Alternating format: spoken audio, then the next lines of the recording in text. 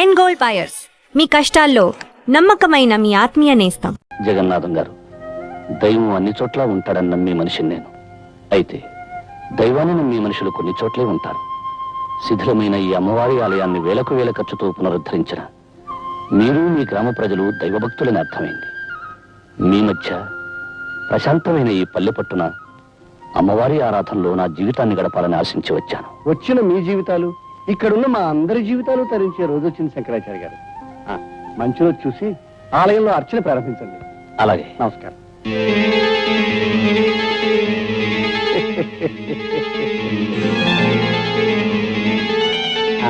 మీకు ప్రత్యేకమైన వస్తు ఏర్పాటు చేయించాను. అలాగే జగన్నాథ్ తీసుకోండి. అయ్యా, తమరి దృష్టి ఆ దుర్గాదేవి మీదనే.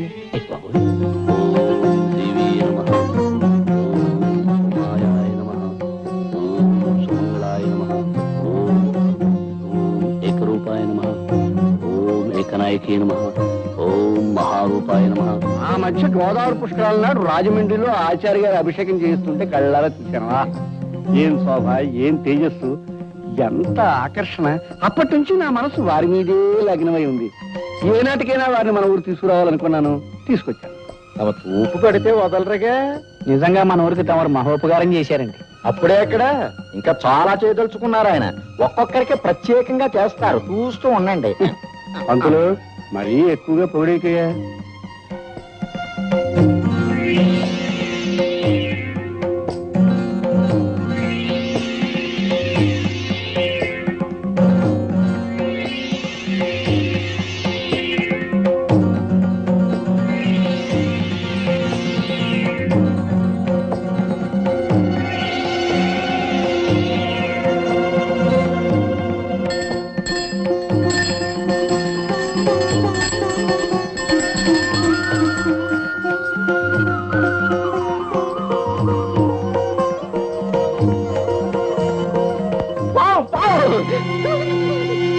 అది పావన్ అందరికీ తెలుసు. నువ్వు అరిచి చెప్పడం దానికి సంప ఏర్పాటు చూడక. దేవుడు జగన్నాథం గారు, మీరందరూ కంగారు పడేదాన్ని ఏమీ చేయకండి. అది నా కూతురు రాధమ్మ తెలుపుడు పాము. హారతి తీసుకోవడానికి వచ్చింది. పాముని పెంచడం ఏమిటండి? ప్రమాదం కదండి. మనిషి కంటే ప్రమాదమైనది కాదండి. నిజంగా మనం ప్రేమించగలిగితే ప్రతి ప్రాణి మనకు ప్రాణం ఇస్తుంది. ఇది నా నాగరాజన్న.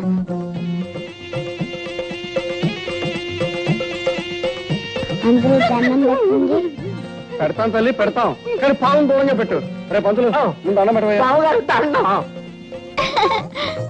ఆచార్య గారు, మీ పాపతో పాముకి స్నేహం ఉన్నా దాన్ని నలుగురు మధ్య ఉంచడం మంచిది కాదండి. ఎందుకని అడగండి. అడగడం దేనికి? అది కాటేస్తే చచ్చి ఊరుకుంటాం కనుక. కనుక దాన్ని ఏ పుట్లోనే వదిలేయమని చెప్పండి. ఆ విషయం మేము ఆలోచిస్తాం. రామారాధా, భయపడకండి. సూరిబాబు, ఏం చేస్తున్నారు నాన్న? నాగన్నకి పాలు పోస్తున్నా. అలాగా. అమ్మా రాధా, నేను మాట చెప్తాను, వింటావా తల్లి? ఏమిటి నాన్న? రేపు మన నాగన్నని తీసుకెళ్లి పుట్టలో విడిచిపెడదామా? నేను ఒప్పుకోను. నువ్వు చెప్పిన ప్రతి మాట విన్నాను. ఆఖరికి దేవుడికి ఎంటుకలు ఇచ్చేమంటే ఇచ్చేసాను. కానీ నా ఇష్టమైన నాన్న మటుకు పుట్లో వెళ్ళమంటే నీ వదలను. అది కాదమ్మా, నీ జుట్టు దేవుడికి ఇచ్చావు, పుణ్యం వస్తుంది. అలాగే మన నాగన్ని పుట్టలో విడిచిపెట్టావనుకో, ఇంకా పుణ్యం వస్తుంది. నాకు పుణ్యం వద్దు, ఏం వద్దు, నాకు నాగన్నే కావాలి. చూడమ్మా రాధ, పక్షులు గోళల్లో ఉండాలి, పులులు అడవుల్లో ఉండాలి, పాములు పుట్టల్లో ఉండాలి. అప్పుడే అవి స్వతంత్రంగా హాయిగా ఉంటాయి. పెంపకం పేరుతో వాటి స్థానాల్లోంచి తీసుకురావడం పాపమమ్మా. ఇది మామూలు పాము కాదు, నాకు నాగరాజన్న. అందుకని నువ్వు భయపడకపోవచ్చు, కానీ ప్రతి వాళ్ళు భయపడతారు. ఆ భయంతోనే మన నాగరాజుకి ఏదైనా ప్రమాదం కలగచ్చు. నిన్న చూడు, జగన్నాథం గారంతటి పెద్ద మనిషి భయపడ్డాడు. నిజంగా ఆయన పాము కంటే ప్రమాదకరమైన మనిషిలా ఉన్నాడు నాన్న. తప్పు బాబు, పెద్దవాళ్ళ గురించి అలా మాట్లాడకూడదు. అమ్మా రాధ, నా మాట విని నాగరాజుని పుట్టలో వదిలేద్దామమ్మా. అవునమ్మా రాధ, పుట్టలో ఉంచినా ప్రతిరోజు వెళ్లి చూసి పాలు పోసి రావచ్చు. పైగా రేపు నాగపంచమి అంటే నాగరాజు పండగన్నమాట. పండగ రోజు తన ఇంట్లో వదిలేస్తే నాగన్న ఎంత సంతోషిస్తాడో తెలుసా? సరే అయితే. నమస్కారం శంకరాచార్య గారు. నమస్కారం జగన్నాథం గారు. రండి రండి, కూర్చోండి. తమరిని ఒక సహాయం అడగాలని వచ్చాను. సహాయం అయితే అడగక్కర్లేదు, చెప్పి చేయించుకోవచ్చు. ఏమీ లేదు. మోదుగులపాలెంలో మా మిత్రుడు పెళ్లి. దాన్ని మహానుభావులైన తమరి చేతి మీదుగా జరిపించాలని నా అభిలాష. కనుక తమరు కాదనకుండా సాయంకాలం వెళ్ళి ఆ శుభకార్యం జరిపించి రావాలి. దైవ కార్యం తర్వాత మహత్కార్యం పెళ్లి జరిపించడమే. ఇద్దరు మనుషుల్ని కలిపి దీవించడానికి అభ్యంతరమే ఉంది. తప్పకుండా వెళ్తాను. కానీ ఏమిటో చెప్పండి. సాయంకాలం అమ్మవారి పూజ జరపడం నాందే ఉంది. ఈ ఒక్క రాత్రికి మీ అబ్బాయి చూసుకుంటాడు. అవునా అమ్మవారి పూజ చేయటం నాకు వచ్చుగా. ఆహాహాహా, ఆ తండ్రికి తగ్గ కొడుకు. అలాగే జగన్నాథం గారు, నాకేం అభ్యంతరం లేదు. నేను వెళ్తాను. అయితే సాయంకాలం బండి పంపిస్తాను. తమరు ఆ బండిలోనే ఉదయం తిరిగి రావచ్చు. మరి వెళ్తానా? ఇప్పుడు ఎందుకండి? మొదటిసారిగా మా ఇంటికి వచ్చారు, తీసుకోండి. తీసుకోండి.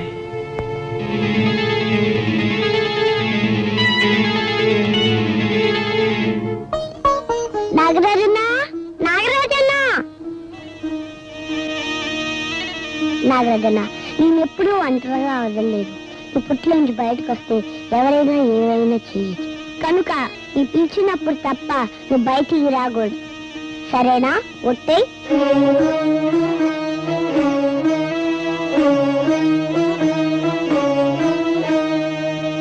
నాన్నగారితో నేను వెళ్తానమ్మా. నేను వెళ్తానమ్మా. నా బంగారు కదూ, చెప్పిన మాట వినాలి. అసలే ఆ ప్రయాణం రాత్రిపూట. నువ్వు నిద్ర కాగలేవమ్మా. అది కాదమ్మా, నేను వెళ్తానమ్మా. పోనీ అది అంతగా అడుగుతుంది, తీసుకెళ్తాను దుర్గా. అది కాదండి, మళ్ళీ మీకు లేనిపోయిన శ్రమ. శ్రమ ఏముంది? బండిలో వెళ్ళి బండిలో రావడమే. చలా చలా, దారిలో అల్లరి చేసి నాన్నగారిని విసిగించుకో. విసిగించదు కానీ నువ్వు అమ్మని మాత్రం విసిగించుకే. రామ్మ రాధా. బాబు సూరి, చీకటి పడ్డాక గుళ్ళో పూజ చేయడం మర్చిపోకు. అలాగే నాన్నగారు.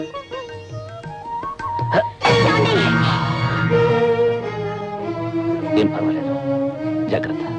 పదమ్మా.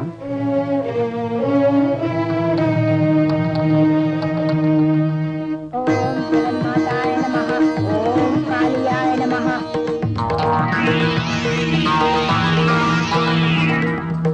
ఓం కర్మశీలాయ నమః.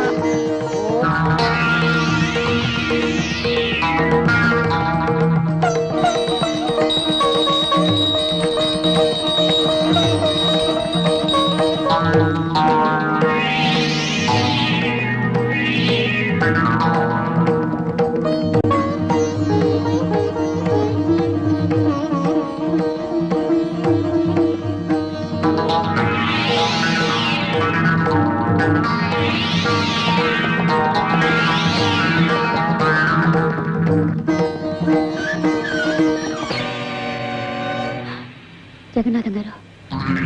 అవును, జగమెరిగిన నాథుణ్ణి, జగన్నాథం.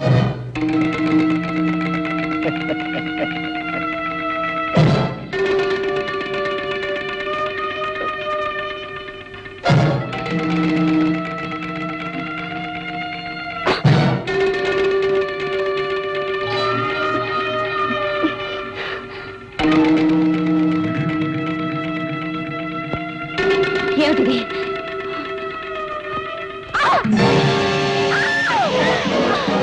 పిలిచినప్పుడు తప్ప నువ్వు బయటికి రాకూడదు. సరేనా? ఒట్టే. పిలిచినప్పుడు తప్ప నువ్వు బయటికి రాకూడదు.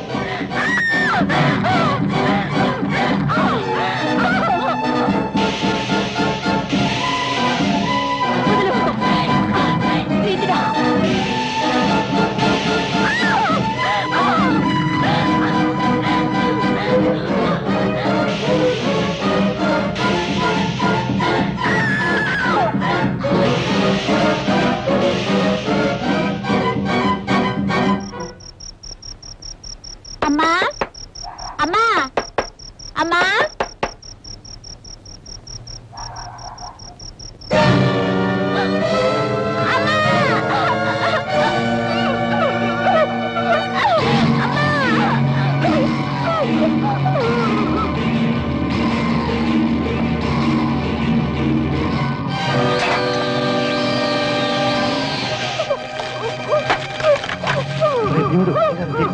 గుర్తుపెట్టాడు. ఎందుకంటే వీడిని మంటలో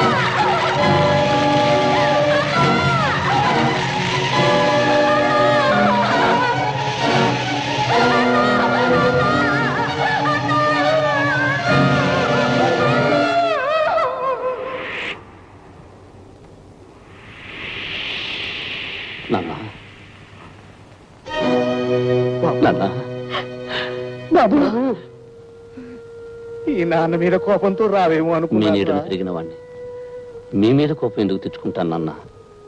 అది కాదు బాబు, ఆయనన్న మాటలకు నువ్వు మనసు కష్టపెట్టుకొని అదేమిటమ్మా, ప్రేమతో ప్రాణంలా పెంచుకున్న మీకు కాకపోతే నన్ను మాటలనే అధికారం ఎవరికుంటుంది? అదేమిటి బాబు, పెంచుకున్నా పెరిగినా అంటున్నావు? నేనన్న మాటలు చెప్పిన విషయం నిజమే అనుకుంటున్నావా?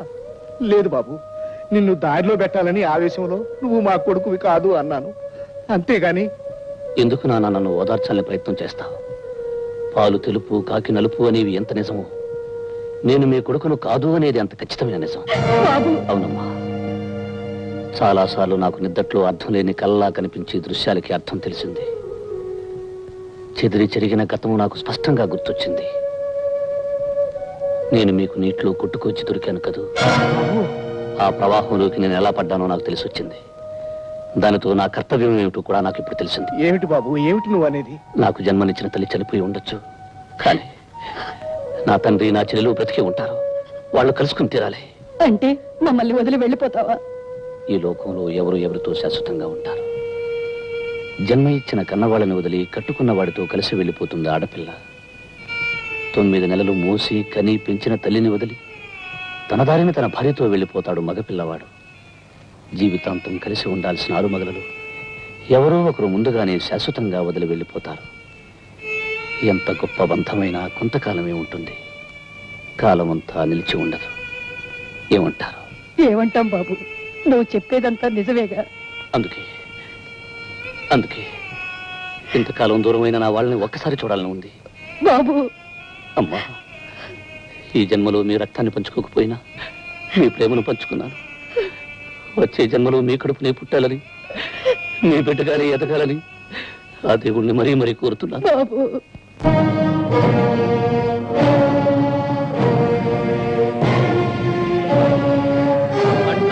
చచ్చిపోనాది. ఇక మన కడుపులో ఆకలి మంటలేరా, ఇక మన బ్రతుకు బుద్ధిరా. అప్పులు చేసినాం, ఎలా బిడ్డలుగా అన్నం పెట్టలేం. ఈ దేవాన్యాయం రా దేవుడు.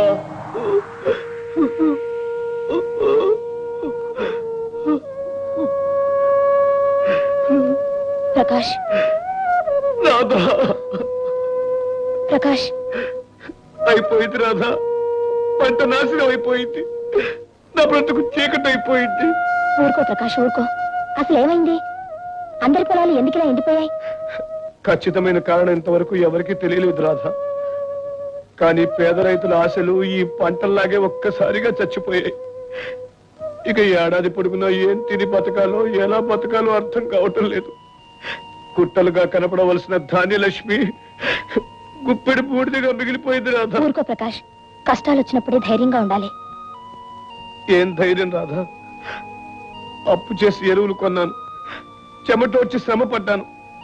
పంట బాగా పండుతుందని అప్పు తీర్చేసి మిగిలిన డబ్బుతో మనం పెళ్లి చేసుకుని హాయిగా ఉండొచ్చని ఆశపడ్డాను. అంత వృధా అయిపోయింది, అంత వృధా అయిపోయింది.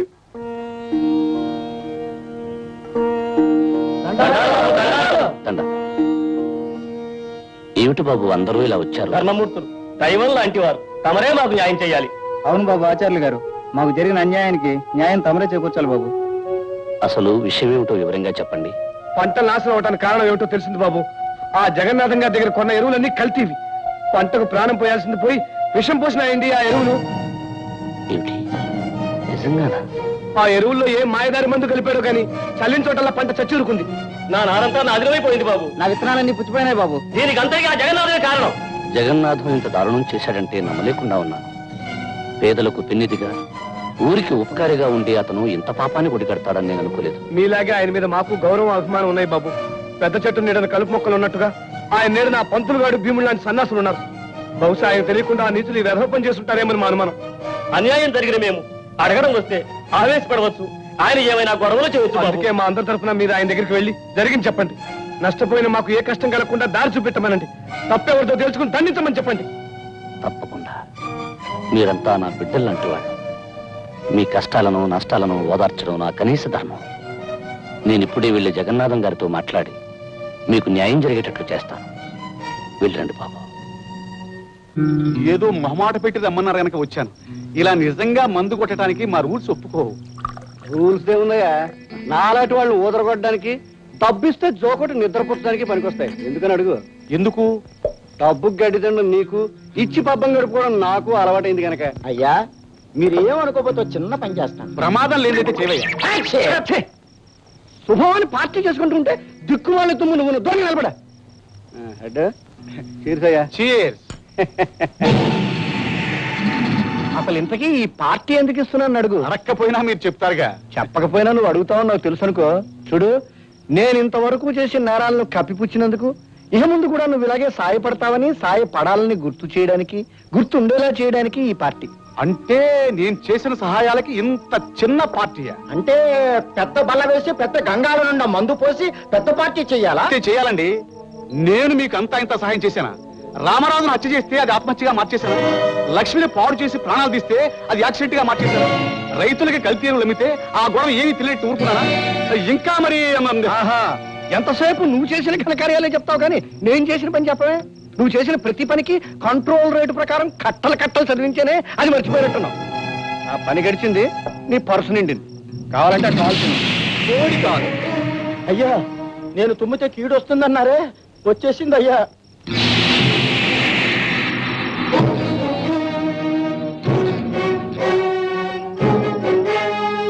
ఆచార్య గారు, అమరా అమర వచ్చి ఎంతసేపు అయింది? చేసిన పాపాలను గురించి మీరు ముచ్చటించుకునే క్షణంలోనే వచ్చాను. అంటే అంతా విన్నారన్నమాట. అంతా విన్నాను జగన్నాథం గారు, అంతా విన్నాను. ఇంతకాలం మహాత్ముడు, మహానుభావుడు అని లోకమంతా నమ్మిన నీ అసలు కథని నీ నోటంటే విన్నాను. చాలా సంతోషం ఆచార్య. రాతి బొమ్మకు పూలమాలలు వేసి తల వంచుకొని పూజలు చేసుకునేవాడివి.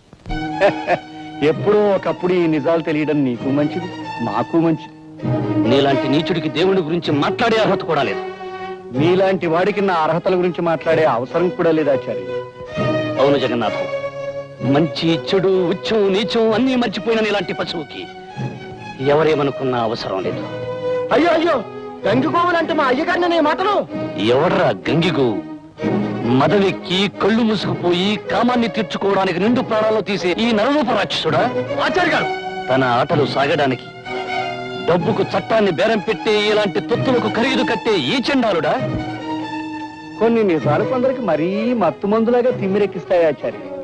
నీతి భగవద్గీత పుట్టినప్పటి నుంచి తలకెక్కిన భాగ్యుడివి. నువ్వు కంగారు పడ్డంలో నాకు ఆశ్చర్యం లేదు. చూడాచారి, ఇప్పుడు నువ్వు విన్నవన్నీ నగ్న సత్యాలు, పచ్చి నిజాలు. డబ్బుతో చట్టాన్ని కొన్నాను, డబ్బుతో బలాన్ని కొన్నాను, డబ్బుతో మనుషుల్లో కొన్నాను, డబ్బుకు లొంగనప్పుడు మరో విధంగా లొంగ తీసుకున్నాను. అప్పటికీ లొంగకపోతే వాళ్ళని అంతం చేసేది ఇది నాకు అలవాటు, అవసరం ఆచారి. ఇన్ని నిజాలు విన్నావు కనుక ఇప్పుడు నిన్ను కొంటాను. చెప్పు ఆచారి, నీకెంత డబ్బు కావాలి? ఈ క్షణంలో విన్న నిజాలను ఈ క్షణం నుంచి మర్చిపోవడానికి నీకు ఖరీదంతా చెప్పు ఆచారి. ధనమదంతుడా, ఐశ్వర్యం మనిషిని గుడ్డివాణ్ణి చేస్తుంది, ఆశ మనిషిని పిచ్చివాణ్ణి చేస్తుంది, మదం మనిషిని పశువును చేస్తుంది. ఈ మూడు కలిసిన విచిత్రమైన జంతువుని ఈ రోజే నా కళ్ళ ముందు చూస్తున్నాను. ఈ శంకరాచారి నీతిని, నిజాయితీని ఖరీదు చేసే ఐశ్వర్యం ఈ సృష్టిలో ఇంకా పుట్టలేదురా. దేవుణ్ణి, దైవత్వాన్ని దూషించిన ఎందరో రాక్షసుల్ని కూల్చివేసిన జాతిరా ఇది. ఈ రోజుతో నీ పాపాలకి ముగింపు పలికి నీ అసలు రూపం లోకానికి తెలిపి ప్రజలను రెచ్చగొట్టి నిన్ను నిన్ను నిన్ను సర్వనాశనం చేస్తాను చండాలుడా. వీడు మనందరి విషయం బయట పెట్టి తీరుతాడు. మరి ఇప్పుడు ఎలాగండి అయ్య గారు? మరేం భయం లేదు. వాడి చావుకి ఆహ్వాన పత్రికని వాడే ఇక్కడ వదిలి వెళ్ళాడు. భయంకర